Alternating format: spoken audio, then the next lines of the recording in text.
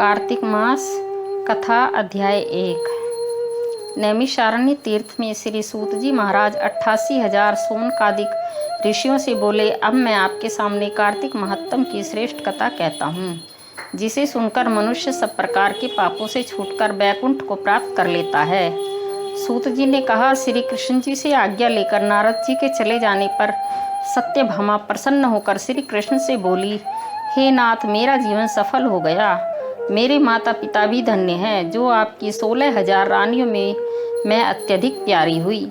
मैंने वह कल्पवृक्ष आदि आपके साथ नारद जी को विधि पूर्वक दान में दे दिया, परंतु वही कल्पवृक्ष मेरे घर में सदा लहराया करता है, जिसकी बात को मृत्युलोक में कोई भी स्त्री नहीं जानती। हे स्वामिन, अब मैं आपसे पूछना चाहती हूँ, सो विस्तार पूर्वक कहिए, जिसे सुनकर मैं अपने हित कार्य करूँ, जिसके करने से कल्प पर्यंत भी आप मुझसे विमुख न हों। सूत जी कहने लगे, सत्यभामा के ऐसे वचनों को सुनकर श्री कृष्ण जी हंसते हुए सत्यभामा की बाँह पकड़कर कल्प वृक्ष के नीचे गए और बोले, हे प्रिय, 16,000 स्त्रियों में से मुझे तुम प्राणों के समान प्यारी हो। तुम्हारे लिए देवताओं और देवराज इंद्र से भी मैंने विरोध किया था। उस महा अद्भुत वार्ता को सुनो। सूत जी बोले, एक दिन श्री भगवान ने सत्यभामा के साथ गरुड़ पर सवार होकर इंद्रलोक में जाकर कल्पवृक्ष मांगा। तब इंद्र के न देने पर गरुड़ का इंद्र से घोर युद्ध हुआ था।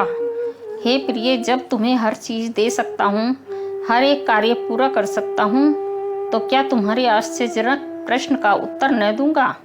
यह सुन सत्यभामा बोली, हे प्रभु, पूर्व जन्म में मेरा कैसा स्वभाव था, किसकी पुत्री थी, मैंने कौन से दान, व्रत या तप नहीं किए जिससे मुझे मृत्युलोक में जन्म लेना पड़ा, और ऐसे कौन से शुभ कर्म किए कि यहाँ आकर आपकी अर्धांगिनी हुई और आप गरुड़ पर सवार होकर मुझे साथ में लिए इंद्र आदि देवताओं के स्थानों में फिरते हो।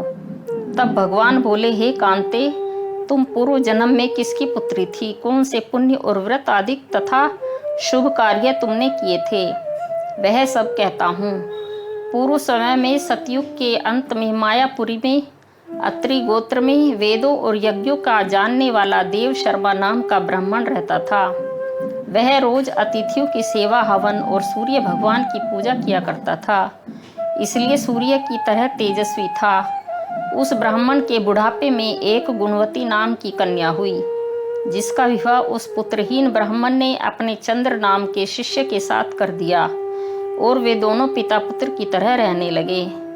एक समय वे दोनों कुशा और समिधा लेने के लिए वन में हिमालय की तलहटी में पहुँचे, तो उन्होंने एक राक्षस को अपनी तरफ आते देखा, जिसके भय से उनके शरीर शिथिल हो गए और उनमें भागने की शक्ति भी नहीं रही।